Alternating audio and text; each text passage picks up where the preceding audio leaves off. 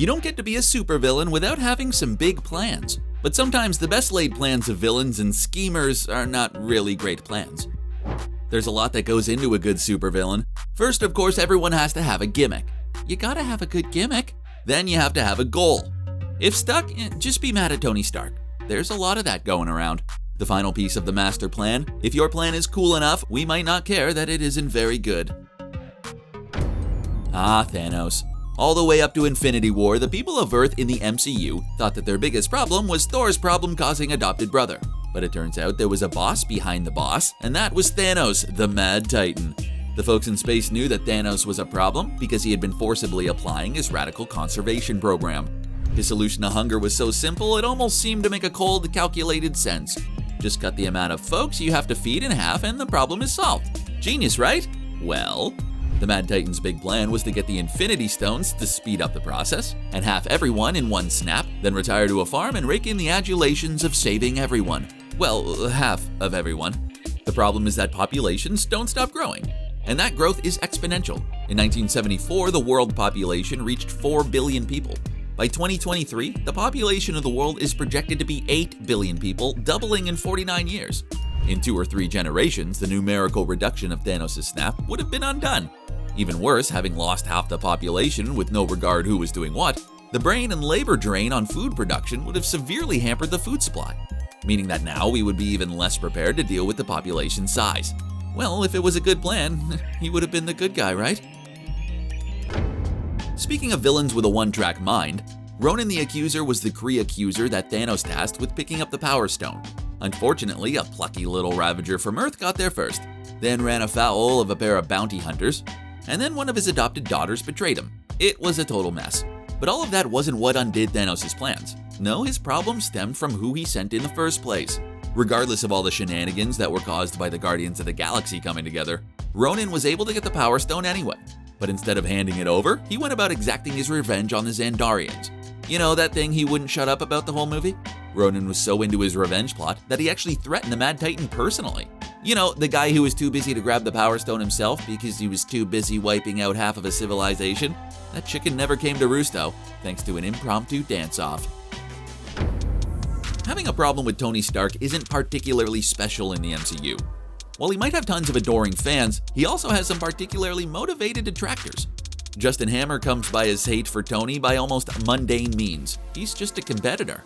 It's easy to see how Hammer became the Pepsi to Stark's Coca-Cola when we find out how he hoped to get an edge on Stark by hiring a disgruntled, unstable genius that Stark's father had done wrong, and then giving that guy access to all of Hammer's proprietary war technology.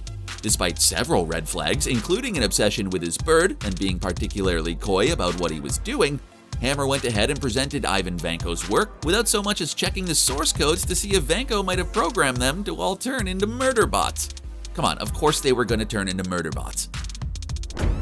You can't have a conversation about murder bots without talking about the king of the murder bots, Ultron. Ultron was created to protect humanity, built a suit of armor around the world. Unfortunately, he went on the internet and quickly came to the conclusion that the best way to protect the world was to get rid of all the people on it. That's how I feel about the internet sometimes too. So he went to the next logical thing, then went, nah, and decided to use an Eastern European city as a giant pog instead. It made for a dramatic finale where the Avengers fight on a flying city to defeat an army of killbots, while also doing their best to gently put the city back. Certainly a more dramatic ending than what would have happened if Ultron had used his access to the information network to disrupt power and food supplies to create health and starvation crisis. He could have created too much unrelated chaos for a plucky group of superheroes to deal with. But, you know, where's the fun in that? What good is a superhero universe without a mysterious organization with nebulous goals and a desire to do evil for evil's sake? The basic premise, as far as we can tell, is that freedom is terrible and people will do better in a controlled society, as long as they're the ones in control. After teaming up with a genocidal dictator didn't work out for them, they went another route, teaming up with everyone left by infiltrating the countries that beat them. It turns out that part of their plan was great. They tricked the very organization to stop them into building their superweapon. Genius.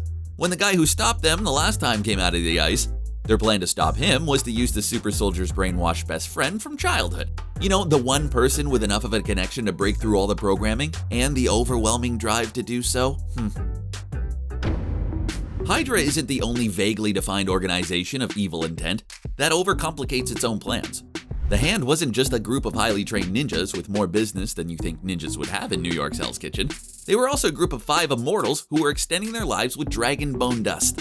Yeah, it turns out that quest for elusive dragon bones from the transdimensional Kunlun brought the immortal Hand to New York. To achieve their plan, they needed really just 2 things: a real estate agent and a drill. The bones were under a New York City high-rise. The only complicated part of their plan was the need for the power of the Iron Fist. Apparently, they'd been so addicted to being villainous that they went about everything in the most villainous of ways, managing to catch the attention of not 1, but 4 reluctant superheroes. Not even eager ones like Spider-Man looking for trouble, but the 4 superheroes who were doing their best to not have to superhero. Sometimes villain is just a matter of perspective. Sure, Thunderbolt Ross lied to Bruce Banner about the nature of the project he was working on, and that deception led to Bruce getting exposed to gamma radiation in an effort to make a new super soldier. But that mistake didn't result in a new super soldier. It resulted in a part-time rage monster. It's no secret that the Hulk can do a lot of damage even if he's on your side, and being on your side is really more of a fleeting moment. So Thunderbolt Ross could consider himself the hero in this crisis of his own invention. But hero or villain, his plan to deal with the last super soldier that went wrong is to bring along another soldier and slowly feed that guy super soldier serums. Naturally, this goes wrong with the soldier, Emil Blonsky, and he decides that a giant rage beast thing is an attractive option and forces future leader Dr. Samuel Stern to inject him with that sweet, sweet Banner blood, creating the Abomination, which now can only be dealt with by unleashing the Hulk. Now Ross has 2 rage monster problems. If Ross follows the comics, he'll end up going further down the rage monster rabbit hole by becoming the Red Hulk. Helmut Zemo belongs to an exclusive club, someone who beat the Avengers. The other guy needed not 1 but 2 faceless hordes and his own team of superpowered beings. They were so sore about that defeat that they flew to another planet and, well, aimed for the head. Zemo, on the other hand, quietly ended the Avengers and was left to just smirk in a box designed to hold the Hulk. So in matters of scoreboard, Zemo's plan was pretty good. It did in fact end the Avengers, just in time for Thanos to attack. Yay! But that plan was pretty darn lucky. First of all, the whole thing hinged on the coincidence of Tony Stark's parents being killed by Captain America's childhood friend, and therefore to be video evidence of it, and for Cap to have known that. He thread more than a few needles in the details as well, like no one in the supermassive security holding facility knowing what the doctor who was meant to interrogate the most wanted man in the world looked like. But like we said, scoreboard. The Avengers were disassembled, and without a threat like Thanos, they would have likely stayed that way. Okay, now look, the MCU wouldn't be nearly as fun without Loki. Loki was the exception to when anyone brought up the idea that the MCU had a villain problem. Loki made up for every other villain that seemed a little less than inspired and then some. Loki's sense of self-interest meant that Loki could end up teaming up with anybody. Good guys, bad guys, whatever. Regardless, as soon as it's in Loki's interest, he'll betray them. Loki's first plan, though, was a bit confounding. The idea was to get his brother grounded. Easy enough, he's a hothead. Second, betray Asgard to the Frost Giants that he just found out are his people. Third, at the last moment, kill his actual father to make it look like he was saving his adopted father, so that his adopted father would love him just like he loves Thor and maybe even make him ruler of Asgard. Loki hit a patricide inside an attempted patricide. Well done. But Loki isn't the god of efficiently thought out plans. He's the god of mischief. That's what makes him so much fun. That and Tom Hiddleston, of course. Just look at that smile. How can you be mad at it? Oh, he's gonna kill us all, isn't he? Sometimes when you're mad at Tony Stark, you have to take it out on someone else, especially when Tony Stark shuffled off the mortal coil in a selfless act of heroism, but you still hold a deep grudge. Who better than to focus your unfocused rage on than the teenage prodigy of Tony Stark, Peter Parker? Quentin Beck decided to take the power vacuum left by the death of Tony Stark by creating a supervillain threat that he would then solve. His evil plans had 2 problems. First, he involved Nick Fury, and then Spider-Man in the process, so that he could gain access to technology that, well, he already kind of had and didn't need. He was able to create an earth and water elemental without Edith. His argument was that he needed Edith for one more big show. Which brings us to the second problem, the assumption that with Thanos gone, that's it for threats to the Earth. What was Mysterio's part 2? Eventually he'd be called on to deal with threats that he didn't make up. Ones that would be too much for the Edith drones. And then what? Then what, Jake Gyllenhaal?